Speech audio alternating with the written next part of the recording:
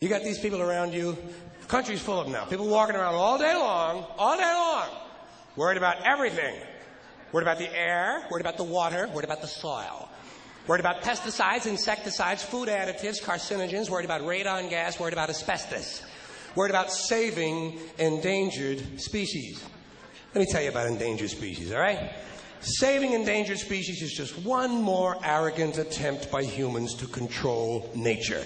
It is arrogant meddling. It's what got us in trouble in the first place. Doesn't anybody understand that? Interfering with nature. Over 90%, way over 90% of all the species that have ever lived on this planet, are gone. They're extinct. We didn't kill them all. They just disappeared. That's what nature does. They disappear these days at the rate of 25 a day, regardless of our behavior, I mean. Irrespective of how we act on this planet, 25 species that were here today will be gone tomorrow. Let them go gracefully. Leave nature alone. Haven't we done enough? We're so self-important. So self-important. Everybody's going to save something now. I'll save the trees, save the bees, save the whales, save those snails. And the greatest arrogance of all, save the planet. What? Are these fucking people kidding me? Save the planet? We don't know how to take care of ourselves yet. We haven't learned how to help one another. We're going to save the fucking planet? I am getting tired of that shit. I'm tired of fucking Earth Day. I'm tired of these fucking self-righteous environmentalists. I'm tired of these white, liberal, bourgeois, liberal, white people who think the only thing wrong with this planet is there aren't enough bicycle paths. Trying to make the world safe and clean for their Volvos. And I'm really sick of these rock stars and movie stars going to work off their cocaine guilt by saving a forest somewhere. Besides, there's nothing. First of all, the environmentalists don't give a shit about the planet. They don't care about the planet. Not in the abstract, they don't. You know what they're interested in? A clean place to live. Their own habitat. They're worried that someday in the future they might be personally inconvenienced. Narrow, unenlightened self-interest doesn't impress me. Besides, there's nothing wrong with the planet. The planet is fine. The people are fucked. The people are fucked. Compared to the people, the planet is doing great. The planet has been here for 4.5 billion years, all right?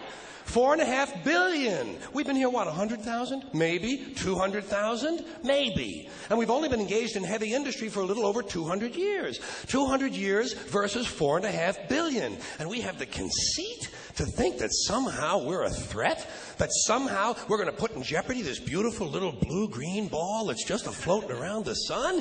Planet has been through a lot worse than us for a long time. Been through earthquakes, volcanoes, plate tectonics, continental drift, solar flares, sunspots, magnetic storms, the magnetic reversal of the poles, bombardments for hundreds of thousands of years by comets and asteroids and meteors, sandstorms, erosion of all kinds, cosmic radiation, worldwide fires, worldwide floods, recurring ice ages, and we think some aluminum cans and some plastic bags are going to make a difference? Planet isn't going anywhere. We are. We're going away. We're going away. Pack your shit, folks. We're going away. And we won't leave much of a trace either. Thank God for that. Maybe a little styrofoam.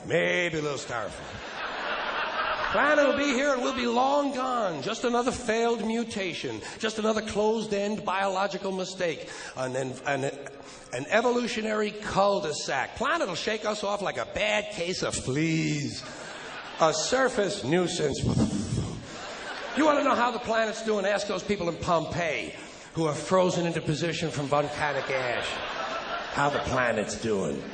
Want to know if the planet's all right? Ask the people in Mexico City or Armenia or 100 other places buried under thousands of tons of earthquake rubble if they feel like a real threat to the planet this week. How about the people in Kilauea, Hawaii, who build their homes right next to an active volcano and then wonder why they have lava in the living room?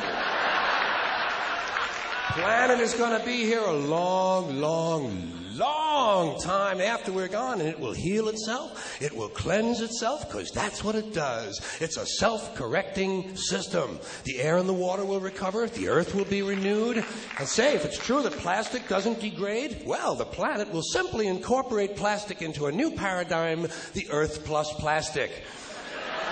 The planet doesn't share our prejudice towards plastic. Plastic came out of the Earth. The Earth probably sees plastic as just another one of its children. Could be the only reason the Earth allowed us to be spawned from it in the first place. It wanted plastic for itself. Didn't know how to make it. Needed us. Could be the answer to our age-old philosophical question, why are we here? Plastic. Assholes. So, the plastic is here. Our job is done. We can be phased out now. And I think that's really started already, don't you? I mean, to be fair, the planet probably sees us as a mild threat, something to be dealt with. And I'm sure the planet will defend itself in the manner of a large organism, like a beehive or an ant colony can muster a defense. I'm sure the planet will think of something. What would you do if you were the planet trying to defend against this pesky, troublesome species? Let's see. What might... Viruses. Viruses might be good. They seem vulnerable to viruses. And viruses are tricky, always mutating and forming new strains whenever a vaccine is developed. Perhaps this first virus could be one that compromises the immune system of these creatures. Perhaps a human immunodeficiency virus, making them vulnerable to all sorts of other diseases and infections that might come along. And maybe it could be spread sexually, making them a little reluctant to engage in the act of reproduction. Well, that's a poetic note. And it's a start. And I can dream, can't I? I don't worry about the little things. Bees, trees, whales, snails. I think we're part of a greater wisdom than we will ever understand. A higher order. Call it what you want. You know what I call it? The big electron. The big electron. Whoa. Whoa.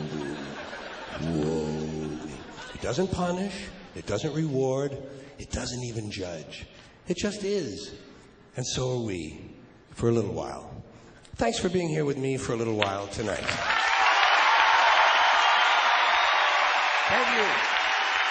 Thank you.